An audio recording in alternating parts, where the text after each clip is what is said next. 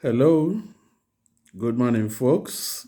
Good afternoon, good evening, wherever you may be. This is me once again, Dr. Godswill Oki with Communication Moments. You know, Communication Moments, and I'm here for us to continue with our chat. But please remember to subscribe, share. These are teachings which are useful in any sphere, and they've really come a long way. I want to thank you all for your encouragement. I want to thank you for your wishes. I want to thank you for even the corrections that some of my followers have made. And I cannot do it alone, but it's through all these encouragements that I can learn from and perform better. We shall continue our talk uh, on branding, as may be the case, and we will briefly look at an important element in branding, and that is the brand name. The brand name, the product or organization's name as it is, but it becomes a brand subsequently after a lot of operations, a lot of activities have been woven around that name. Thereafter, you can call that brand. As a matter of fact, some brand names are so strong and powerful that they become generic names. People now say, give me Omo as it is, give me Pepsodent. I'm using Nigeria because that's where we are traditionally from. When you say that it could actually be for any other brand of detergent or for any other brand of toothpaste, as may be the case. Now, what are those things that determine a brand name? What are the functions? Are the some brand names, like we say, like we should note, are abstract. They are not related to. You can't say this brand, this name suits or goes for this product. So, in such a case, you will expect the owners of that product or good organization to engage in what I want to call consistent marketing communication development around that name, you know, until it becomes, it sinks into the minds of those for whom it's attended to. There are so many examples as they come, I will remember them, of names, brand names that you can associate with a particular product, but it sinks in after a while, it becomes identified with that product. Now, some other attributes, a brand name should ensures recognition, like we've mentioned. For instance, anyway, is a name, like having a name, God's will. In my case now, the God's will could even connote some other things, bearing with taking care, remembering what's going on in the country. Uh, but God's will is a brand name. It's a name. So you have a brand, Coca-Cola, Pepsi-Cola. When you hear these names, something strikes. It calls for recognition. Oh, that's a brand of soda. Oh, that brand of shoes, as it is. Like Brooks Brothers, for instance. Yeah, that's something like an abstract name, but which has become associated with a brand of shoes, Brooks Brothers. And has created a certain class for its users. It helps in identification. The brand name helps in identifying the product anyway, or a person or whatever it may be. Uh, when you mention that brand, you say you identify it rather than the other. Therefore, a brand has become so important in the life of a user. When you mention that brand name, it triggers off some cues in you, and you probably want to use it. Becomes a marketing element as it is. You may want to use that product. For instance, let's assume you're so thirsty and somebody mentions a soda drink. you know it triggers off some cues in you, and you call for that soda drink. It happens. Yeah, it has a term in advertising. Now, certain other attributes. It also helps in differentiating one product from the other. When you talk of these products and when you talk about that, you talk of Brooks Brothers, you talk of Bata, you talk of some Italian shoes and all. You know which one belongs to which category, as may be the case. And another thing is that brand names, good brand names, after a while resonate. They resonate.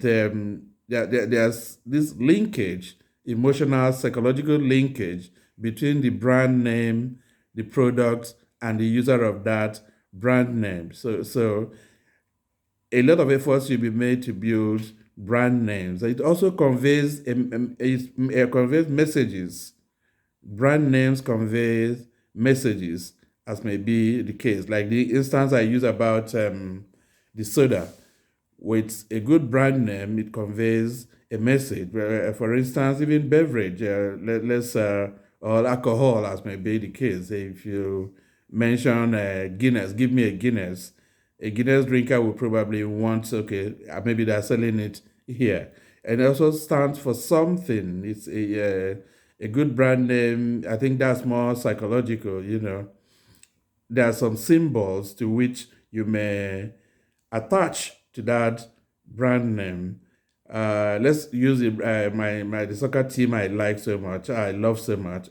When you mention Arsenal, for we fans of Arsenal, we think about good football artistry. We think about the beautiful game. We think about how we play. We think about poetry, emotion, as may be the case. So that's what Arsenal conveys for us. And the same thing goes for other brands, as may be the case. I keep thinking about this drink, but let's say Nescafe, for instance.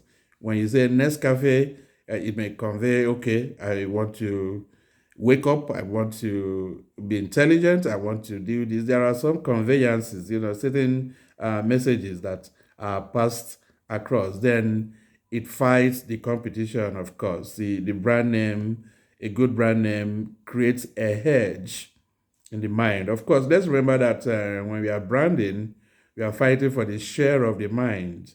To have a place at all points in the mind of the user of a brand. So when you have a good brand name, which has a large loyalty following, as may be the case, that brand name will create that hedge in the mind of the user. Then it also to appeal. It creates different kinds of appeals in the minds of the brand user. The appeal, like we've mentioned, it could be a rational appeal. Maybe students going to school, you mention a kind of loaf of bread or the other, go and get me this, a kind of soft drink or canned water or whatever may be the case. There could be rational appeal. There could be psychological appeal. There could be different kinds of appeal as may be the crate. And also, it's good brands also bring about, they call it a social club kind of status. It's a status definer. It's for good brands, like I've mentioned, Brook Brothers, Connors, there are so many of these. But for the real top class brands, or whatever brand it is, it creates a kind of, what do you call it? A platform for users. For instance, you can say, I'm a user of this brand of shirts, and we know ourselves, so to say. So these are what the brand name bring about in the minds of the user. And briefly in our communication moments, before I'll mention them, please remember to subscribe, share, and whatever it is we can do for you, we can consult for you, we can handle your research, we can engage, plan your advertising or your conferences and seminars. We do all those things. So briefly on our communication moments in Nigeria, I call it an abomination in the Senate chambers, which will be distinguished, we find a fighting battle between, a shouting battle between a certain Senator Nwebonyi and Obieze Kwesili, well-known icon. Obieze Kwesili is an icon in the world. She's a world-class citizen, and a lot of these senators said a lot of derogatory things, I guess, in the heat of temper. I keep saying that our political and public office holders need a level of training in public speaking, as may be the case, because at the end of the day, it is the country's image that we are soiling. It wasn't, it, there's nothing to touch about that. There's nothing, it's going down the gutters, especially for a distinguished senator. And even going traditionally, these are people from the same ethnicity, and there should be respect. There was nothing a child would learn from that. So that communication was zero. There's need for that senator to engage in anger management and to learn how to communicate. And I also noticed in our political space, a lot of political office holders and their offsprings, they don't engage in persuasion, they don't engage in negotiation, but rather what comes across is like bolekeja, let's fight kind of communication, and that you don't. There's no democracy that thrives on that. Democracy is an art of persuasion, an art of speaking to one another, an art of making somebody see your point of view. Not bellicose, not belligerence, not being pugnacious in your communications. Our office holders need to know that whatever they do impacts not only on the country, on its citizens, but the image of the country outside. We don't want to be a laughing stock.